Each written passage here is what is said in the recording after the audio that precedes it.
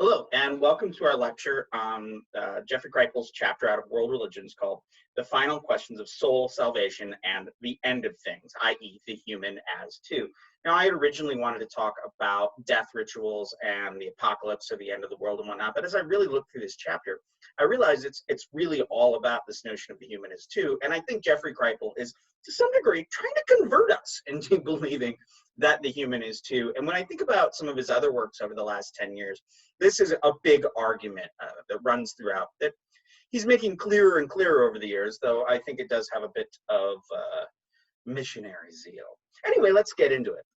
So Jeffrey Kripal has actually structured his last number of chapters to do three things. First, to destabilize readers' understandings of religious concepts, and then to also advance sort of new ideas and religious concepts via the comparative method, and then finally to reveal a sort of secret history or secret knowledge or secret teaching at the base of all religions, which is the human as two, that the human is not just the individual existing human, but the human is also the expanded giant consciousness that may be identical to the entirety of the universe.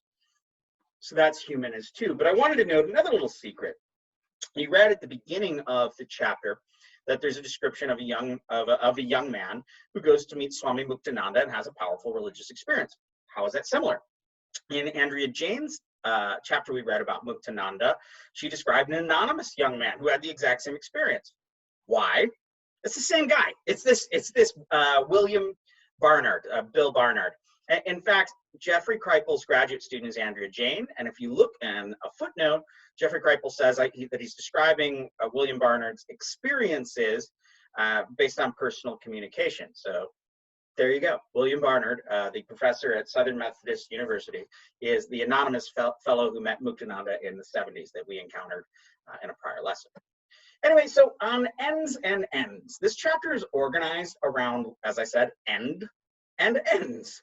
So let's look at one discourse on ends. We have eschatology. According to the Oxford English Dictionary, it is theology concerned with four last things: death, judgment, heaven, and hell. By extension, so these are the ends at death, judgment of the soul, going to heaven, going to hell. Eschatology is discourse on that. But eschatology is also discourse on the big end, the apocalypse, the end of the world. So the apocalypse from the Greek actually means the revealing, the unveiling, the uncovering. The book of Revelation was originally called the Apocalypse of John, which tells you something. So I originally wanted to do a whole thing in the book of Revelation, but I decided to go with the soul. So when you think about time and the end of the world, you have to kind of decide, do you believe in cyclical versus linear time? Is time a line or is time a circle? If you believe in cyclical time, time is a circle, and at the end of the apocalypse, at the end of the world, a new world will begin over and over and over again. This is the very Indic model. If you believe in history as a linear time, then history starts with God creating the earth. Who knows what was going on beforehand? Let's never really talk about too much. Time moves forward to the end, and that is the end of time. And that's it. It's over. It doesn't repeat. Even though the majority of traditions that posit linear time will argue that there is, at the end of time, there is a remade earth that is glorious and heavenly for all time. Notably, the majority of cultures throughout the world believe in cyclical time. The linear ones have won out over time because that's been the dominance of Judaism, Christianity, and Islam. One other point is physics and science and scientific cosmology and cosmogony find more and more evidence that cyclical time is in fact scientifically true. They recently discovered that the energy from former universes are found within black holes. This means that science is beginning to prove that there was a universe before this universe, and that instead of just a big bang and an expansion, maybe we have a big bang, then a big crunch, then a big bang, then a big crunch. I like that idea. I find it satisfying. Teleology. What is this word teleology? Teleology means a logos of telos. When I said end and ends, the end also means a result, as what is the end result of something. a desired end, or whether everything is a process that's aimed at something in particular. The Oxford English Dictionary tells us teleology deals with ends or final causes, the study of phenomena which may be explained in terms of intention, design, or purposiveness, rather than by prior causes. So the question for me there, as we're focusing on the nature of the soul today, is the soul the end? Is the end of life the end? In fact, we're going to talk about the soul and the nature of death and rebirth in our next chapter. We're specifically going to be talking about the Tibetan Book of the Dead. So Jeffrey Kripal has this sort of missionary argument, I would say. He has a teleological end to his work. Now, this isn't his last chapter. He has more chapters that are going to do more, but he believes that all this destabilization up to this point is to really posit this human as two. And I would say he wants to convince you of it. He aims to show you that the human is two, that we are more than just our ego identity and limited mind or our local and historical existence. We are essentially, when we really understand our true nature, infinite, timeless human consciousness. That consciousness may be difficult to describe and hard to access, but that is what we are. This is the same mystical blend that he argues is found in all religions, and that mystical realization of the soul as complete consciousness and identical with, maybe even identical with all other souls, creates tolerance. I have my doubts. I'm more of a materialist. So here's me having my head licked by some cows by surprise in India, because that seems more like life to me. I think we are just meat animated by electrical impulses. When I get punched in the face, I am not expansive consciousness. And I cannot contemplate all of matter as being the same and being empty space in physics and whatnot when a very real fist is slamming to my very hurt nose. So there's a joy, though, in all of this, in being material, in only living life once, in it all ending, in it there being no heaven and hell. Me personally, I was raised believing in heaven and hell and that everything was about heaven and hell. And escaping that feeling was liberating. And I had a long time where I spent a lot of time contemplating non-duality and meditating and experiencing myself as the expansive play of consciousness dancing across the planet. I'm happy to be free of that too, personally. I just, there's something pleasant to it just being this, to it just being physical things that I interact with, and then I get sick, and then I die, and that's it. As Plato and many Jewish thinkers have argued, why do I care about an afterlife?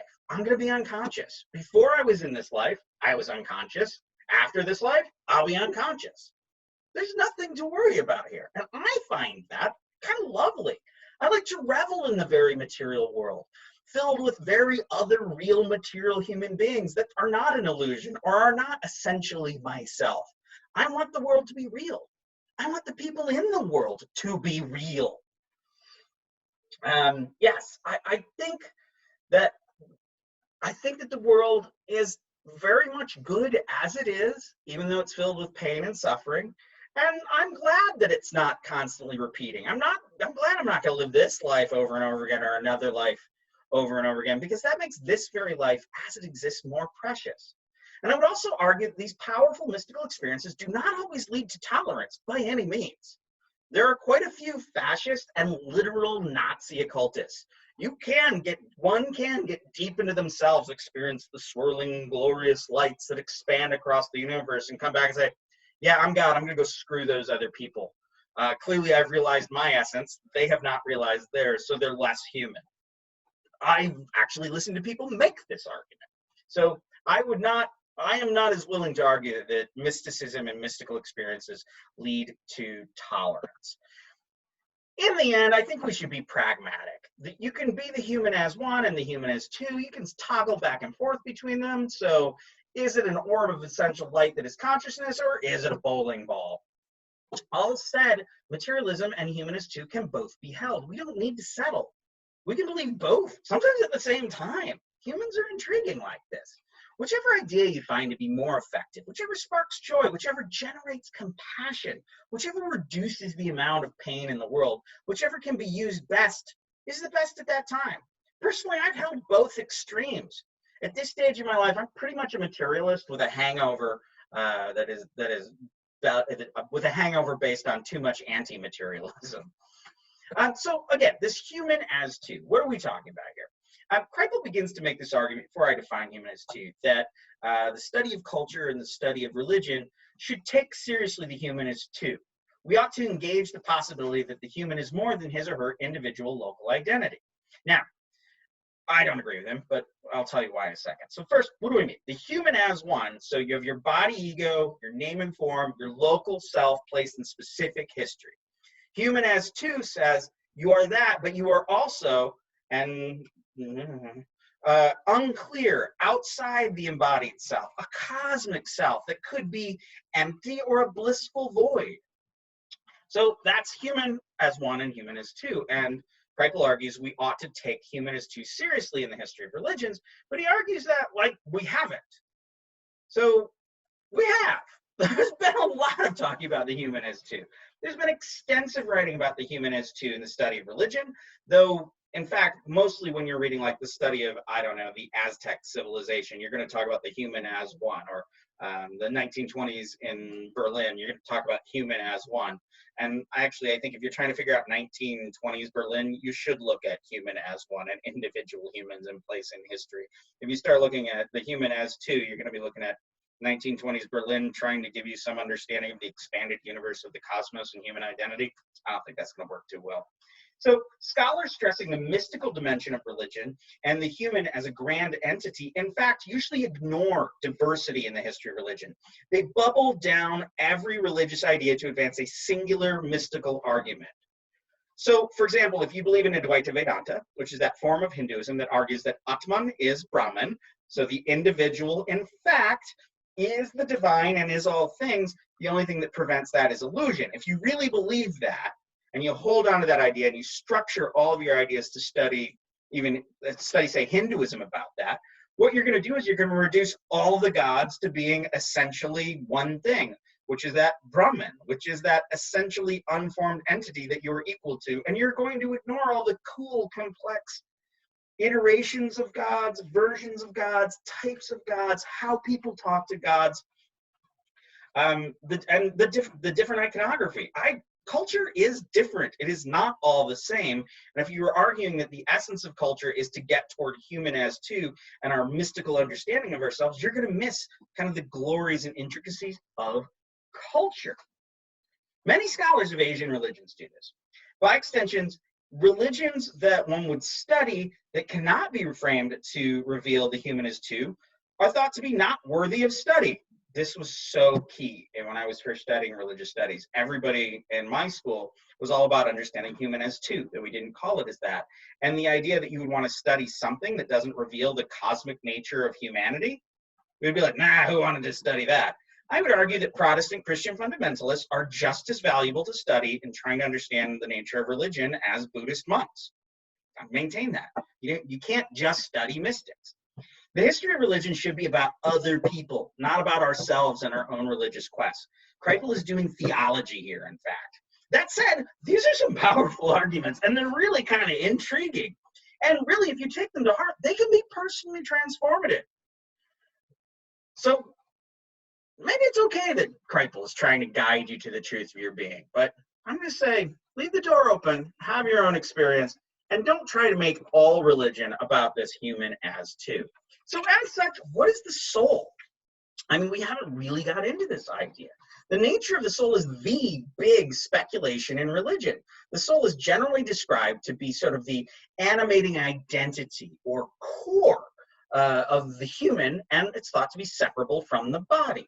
So how you conceive the soul dictates and reflects your understanding of a human identity and human capabilities.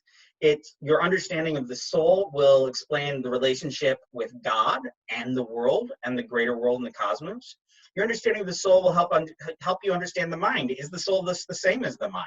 When you go to heaven, is it all your emotions and all your mind and all that there and just not your body? Or is it your pure essence that is beyond your mind and your emotions? How we understand the soul especially helps us figure out what do we mean by the afterlife. And also we're going to understand what is the nature of suffering depending on the soul. Maybe suffering and trauma helps reveal a clearer understanding of the soul. One of the cool things here is that Jeffrey Kripal is moving across religious boundaries, and he moves really quickly.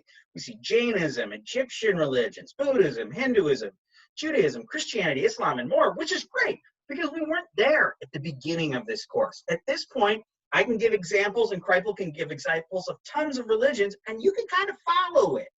That's the exciting thing about doing comparative religions and world religions, is we can have conversations in which we can pull evidence from all over the place. And just being able to read this chapter shows you just how far you've come in this class. So that was a clap of applause, even though it sounded like I was doing flamenco dancing or something. So one of the things we have to ask ourselves is the soul infinite or is it created? Is it immortal or is it divine? Most monotheists, and especially Western monotheists, would argue that the individual soul is the creation of God. Yet Asian religions argue that the soul is just one of the many comings and goings of the universe. We need to ask ourselves, do we live one life or do we live many lives? Inherent here is our understanding of the soul and the universe. In Indic traditions, such as Hinduism, Buddhism, and Jainism, the world is thought to progress through 4 progressively degenerating cycles, or yuga. At first, the world's kind of great. Everybody's near to God. You live a really long time. You know, everything's cool. Everybody's really ethical. Then it gets a little bit worse in the 3rd yuga, and it's problematic, and people start to lie a little bit, and you can't get as much benefit from doing religious things. And then in the 2nd one, things are starting to get rocky. Ethics are falling down. People are starting to lie, cheat, and steal, but the world is generally still good. Then you enter the last yuga, the Kali Yuga, which is in Indian dice playing. There are 4 throws of dice. The 4-1, valuable, less value, and the 1 is the least most valuable roll of the dice. It's the Kali throw. So the Kali throw, this is the last yuga in which people lie, cheat, and steal. At the end of it, the universe is destroyed, and then there's nothing. Some people say Shiva's eyes close and lets all the souls rest. And then it starts again. The process is repeated. It starts in that golden age again, and you go through the 4, and then over and over and over again. The process of rebirth and regeneration, or not rebirth and regeneration, but recreation of the universe is either mechanistic, as in it just kind of happens, or it is guided by the will of God. In Western monotheism, however, like Christianity and Islam, the world and history starts the moment God creates it. There's nothing beforehand. And it progresses through time until God destroys it at the end and remakes a heavenly reality where all the righteous souls live. This may or may not involve heaven or hell. Depends on who you're talking to. Note that Judaism does not posit an afterlife. Also note that there is no real before creation in this system. All right, so what about the soul, the body, and the material world? Well, let's run through a couple of religions and take a look what different religions think about the soul, the body, and the material world. In Jainism, the soul is pure and luminous, but all action or karma obscures the soul. It's like sticky goo that gets all over your soul, and then you can't see the soul anymore. Only through religious practice can you scrape off that sticky goo, a materialist idea of karma, in order to reveal the soul. The material world and engaging in the material world keeps the soul in bondage. This is a pure dualism of soul and world. They're inherently different. And that world gets schmutz and schmutz on the soul, and you've got to get it off. You want to actually see the soul. In Buddhism, there is no soul. I know, wacky, right? The human individual consists of what they call skandhas, or 5 heaps. So you have the body, or your form. Then you have your feelings. So those are your actual emotions. Then you have your perceptions and mental constructs, your thoughts. Finally, you have formations, or these are like karmic formations. So these are your karmas. It's the trajectory of your soul. And finally, consciousness, which is just a pure contentless awareness. The idea is that when you die, the consciousness is like a flame that goes from one candle to another.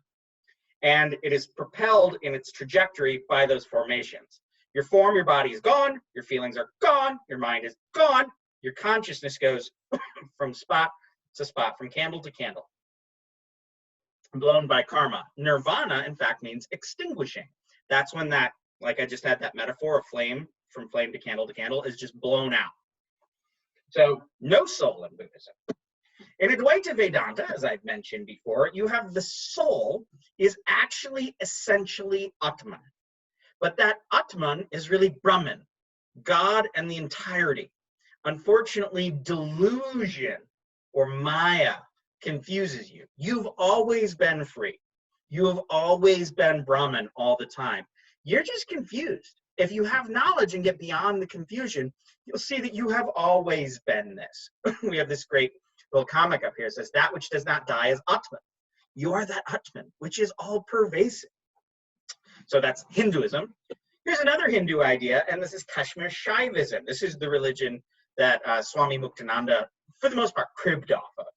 In Kashmir Shaivism, the world is the transformed body of God, as is the individual soul. God is pure consciousness, pure light, and it's been slowed down to the point that it becomes physical, and the whole universe is God losing himself to have the joy of finding himself again.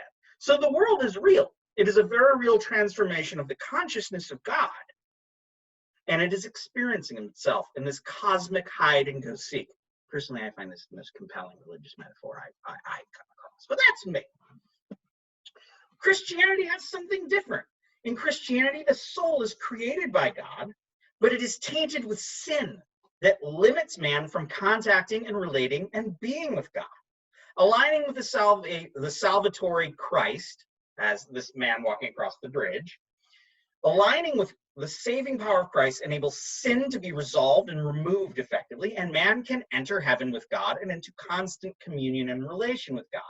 The world is God's creation, but in fact, most versions of Christianity argue that the world is evil and that it is ruled by and dominated by the enemy, or Satan, the devil.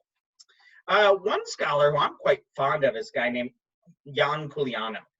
He was an occultist and historian of religion, and he was in fact murdered. At the University of Chicago in their divinity school, somebody came up behind him and shot him to death. He was a professor there, but in his past, he was a Romanian and was involved with various political organizations, and it caught up to him. He wrote a wonderful book about Eros and magic in the Renaissance. It's a masterpiece.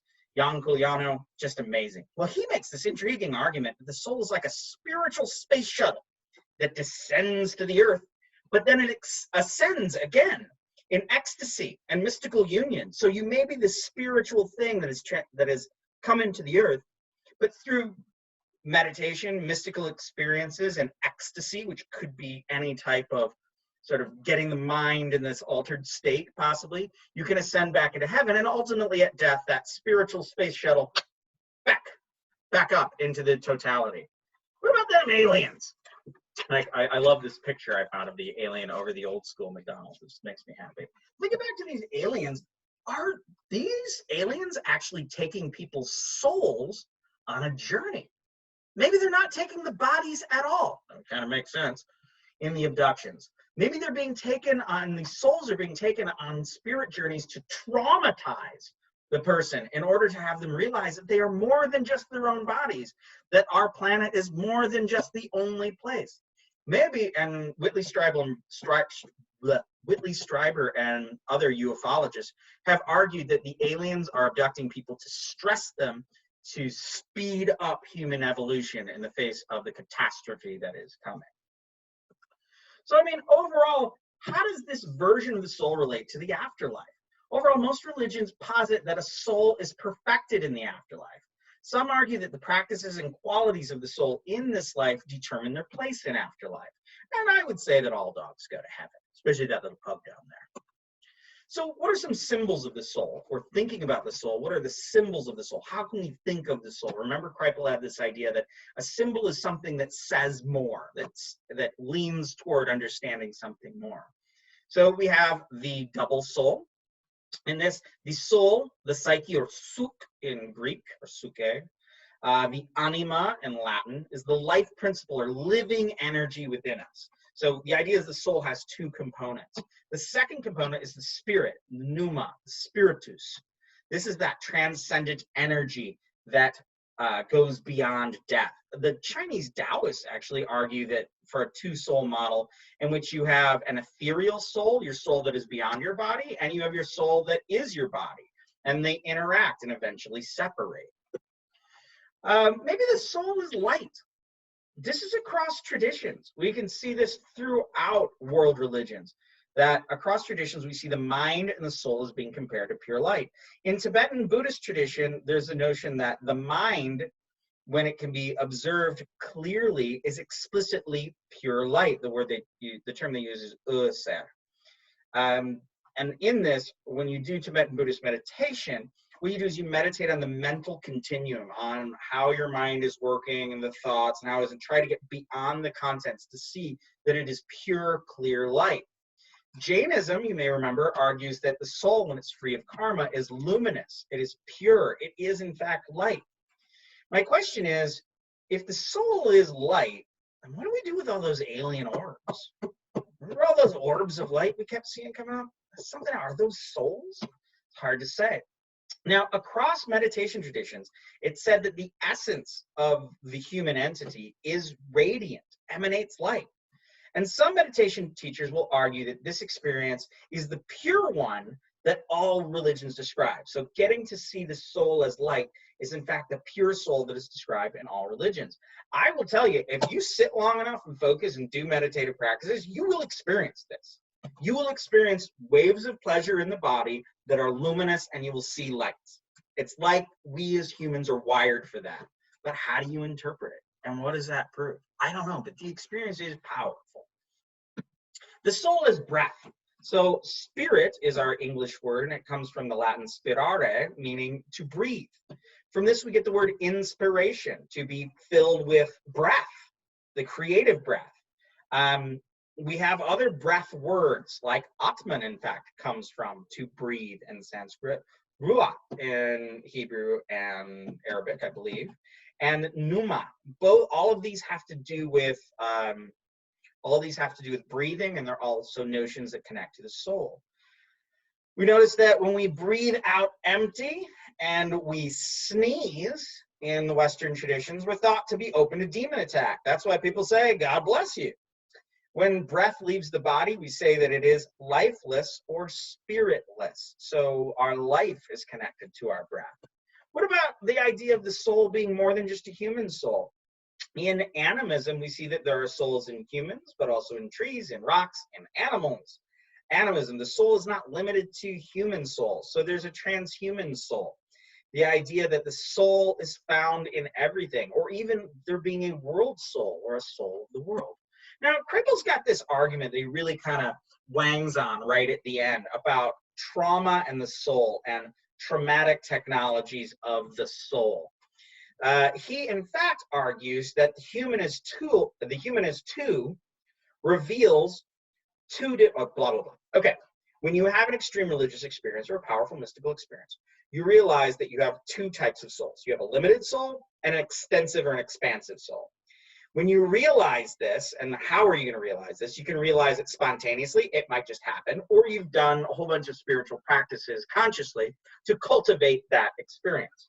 So let's call these experiences of the soul as two, or experiencing the expansive soul, let's just call them extreme religious experiences. These extreme religious experiences may cause or may be accompanied by visions or revelations, which are pleasant or terrifying. You may affirm or reveal the nature of the relationship between humans and deities. You may experience new deities. You may experience and uncover the expansive being of the soul. Now, where do a lot of these experiences come from? Well, Kripal is going to argue that they're catalyzed by trauma. What do we mean by a catalyst? So a catalyst in sort of chemistry is something you add to a chemical or a set of chemicals to cause a change or speed up a change. Something that is a catalyst is something that speeds up a change. Aldous Huxley, who's a very famous writer, he wrote this book called The Perennial Philosophy about sort of the essential undergirding truth within all religions.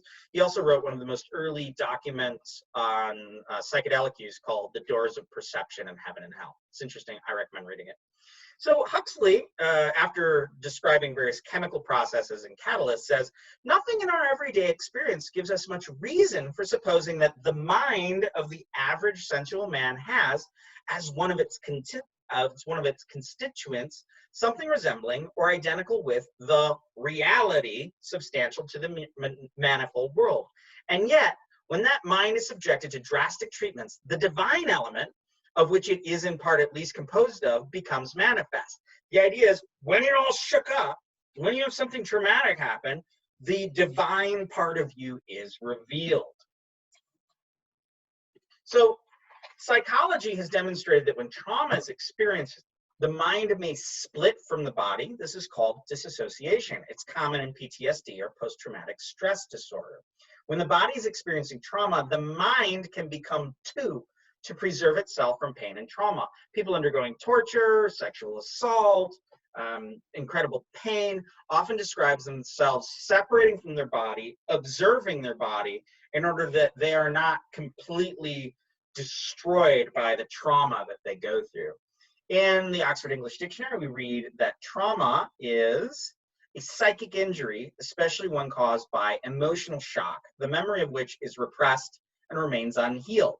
An internal injury, especially to the brain, which may result in the behavioral disorder of organic origin. Also, the state or condition of being so. Perhaps the reason, Kripal will argue, that some people have extreme religious experiences and others that don't is because some people have been traumatized and others have not. Those who do not experience extreme religious experiences might be traumatized, but they have not experienced enough that that trauma catalyzes the experience. I find this really interesting, though I don't actually completely buy it, as we'll talk about. So what are the ways we can cultivate extreme experiences and cultivate a knowledge of the soul as two? Well, the first thing you can do is nothing. You just do nothing. So by actively disengaging from the social world, we limit the influence of the social ego, or our social identity, which hides the true soul. In yoga, they talk about pratyahara, which is sort of withdrawal, and that you withdraw all your senses in so you can experience yourself and the interior world, and you're not distracted by the external.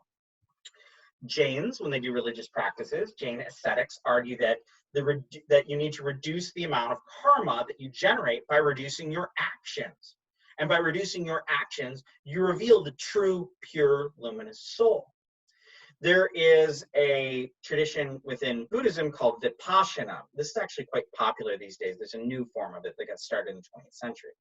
Vipassana, it's a Buddhist meditation practice in which folks go on a 12-day retreat and they are completely silent. They eat very special, very basic food and engage in meditation for up to 12 hours a day. Many people experience a new version of themselves, of their soul or their lack thereof, by these 12-day retreats. It's also described as being quite painful, so maybe there's a trauma there as well. There's a Hindu saying that the way that the soul is in chains, and the only way to get out of those chains is to shrink it down so much you can sneak out, or to blow it up so big you burst those chains. That's a common metaphor. The soul is thought to be identical to God, but it needs to get out of its chains to understand that. All of these could be considered traumatic.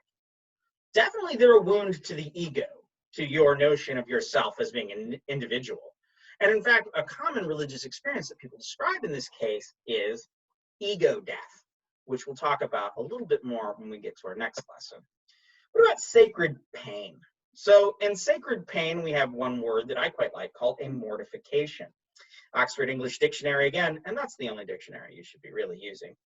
In religious use, the action of mortifying the body, its appetites, the subjection or bringing under control of one's appetites and passions by the practice of austere living, especially by the self-infliction or voluntary toleration of bodily pain or discomfort, causing the body pain for the reason of coming close to God. That is a mortification. So throughout time, there are lots of examples of this. So long barefooted pilgrimages that you find in Christianity, and it's common actually in India that people go on religious pilgrimages and they won't wear shoes, and they have a lot of trauma to their feet. There's a lot of pain involved there. Other things, we have hook swinging or the sun dance. In the sun dance, people dance for hours and hours. This is in Native American First Nations traditions, and they will actually pierce their chests, and they will dance while their chest is pierced, pulling on that, and that sends them into a trance. Sometimes they're pulled up in the air from the hooks in their chest. This is also found in India in a thing called hook swinging, in which people are pierced in the same way and are suspended, hanging from these hooks that are pierced throughout various parts of their body. The idea is that doing that creates an altered state of consciousness. In shamanic initiations, the human who is seeking to be initiated is ritually torn apart by spirits. They're dismembered and put back together anew. But when you go on a shamanic initiation, if that is your aim, usually people don't eat and drink for long periods of time. They go into the wilderness. You may remember Lamdir that we read about earlier in the class. So my point here is we code pain as bad, but it can be used as part of a religious quest. Pain is put to work, in fact. It disrupts the understanding of the body as identical to the mind. But what's the difference between normal pain and sacred pain? Not all pain leads to revealing of this secret. It doesn't lead to transcendence. In fact, very little of it does. So Kripal goes even further to talk about the traumatic secret. He says that extreme states are not experienced by most people, and trauma-triggering religious experience is in fact rare. What does he mean it's a secret? It's a secret, this experiencing of the self as two through trauma, because it is very rare, but also because it is the key to understanding religions. The secret that self as two is experienced through trauma can be used to interpret. The body being traumatized is essential in Christianity. The very body of Christ is a body in pain. But is that true in other religions? Remember, Christ suffers. His body is beaten. His body is he's killed. He's murdered. He's executed. And through his pain, we gain salvation. In fact, there are other arguments within, say, Jainism, in which they describe Mahavir as being, and so Mahavir, in order to found Jainism, went through extreme austerities. And he became very sick, and he became very thin, and he became very, it's said that he was a very powerful physical person, and he needed to be to do these religious practices. So when we think about Mahavir, we think about him being in so much pain in order to reveal the truth. Other examples, let's think of other religions again for a second. If trauma is the technology that triggers the soul, or the technology that triggers the soul to have its let me say that better. Trauma is the technology of the soul. It is the trigger to reveal transcendence. Buddhism is in fact based on reducing pain. They say the first noble truth is realizing that all life is suffering. And once one really realizes the traumatic nature of life and how much suffering is there, then you'll move towards Buddhism. We have all these depictions of the Buddha that you see on the right there, as he is so thin that his rib cage, you can see his spine under his guts, his rib cage, his skin and bones. He can feel his eyes start to detach from his skull. He's so thin. And at one point, he realizes he needs to eat, and he needs to do religious practices that aren't so extreme, and that's what gets him to realization. But we have all these depictions of him as all skinny and scrawny and messed up like that, because we're seeing that it was only through him getting that gnarly that he was able, through that trauma, that he was able to see the truth. I mentioned shaman's vision quest, the vision quest of the shaman before. So new wisdom is revealed, and it's triggered by a visionary initiation. But the initiation is a traumatic and painful experience. It's triggered by dancing, bodily extremes, starvation, using psychedelics, which are not pleasant for the most part. And the experience is often of the spirits coming to the shaman and ripping him or her apart to put him or her back together. So again, there's a trauma in initiation. So trauma, according to Kripal, shows why some folks experience extreme religious experiences and why other folks don't. Trauma, I would kind of argue along with Kripal, is one trigger of religious experience, but it's not the only or just the sole trigger. In fact, trauma is a catalyst. Trauma, and you have to have something to catalyze. So what happens is trauma happens and it meets you where you are. If you're ready to transcend and have been getting ready to cultivate that experience, it might happen. If you just meet trauma and you're just, Joe Schmo, you're just going to be in a lot of pain, which sounds pretty much awful. Perhaps there's an element of confirmation bias. I mean, what if we were to look to people who have powerful religious experiences when they're happy or connected to other beings? Or maybe they're not traumatized. What if we look at non-traumatic experiences that lead to spiritual revelations? Trauma does not guarantee extreme religious experiences, and there are plenty of religious experiences that do not seem to be generated by trauma, unless we are misunderstanding trauma or maybe over-determining trauma. Now, I would say that really what happens to trigger these extreme religious experiences is the body and the mind are disrupted. I'd say one of the most powerful religious experiences I had was when I was meditating in India in 1999. And I was sick and isolated and lonely and living in a jungle, but I wouldn't call it traumatic, but I'd call the experience amazing. One of the other most powerful experiences I've had was I was just lying in bed. I was not abducted by aliens. Maybe I was. There was no element of discomfort there, but I had a very powerful vision. One potent teacher of mine described to me his most important religious experience, and he described it to me in detail. Now, I now know, because I'm a diabetic who's insulin dependent, he had low blood sugar. The way he's described it, I completely know exactly what was happening to him. He had low blood sugar. In fact, I found out later that he was on insulin at the time in recovery from pancreatitis. So, is that trauma? Is it a type of illness? I'll tell you, when you have low blood sugar and you're on insulin, it actually feels kind of awesome at a certain point, especially, but that's a whole other thing. These bodily disruptions, I think, and traumas are catalysts, but I think a bodily disruption doesn't necessarily have to be traumatic. And I would say that you have to be ready and you have to have done some work in advance to actually have that experience. Okay, so here we are at the end. We're going to talk about death and rebirth.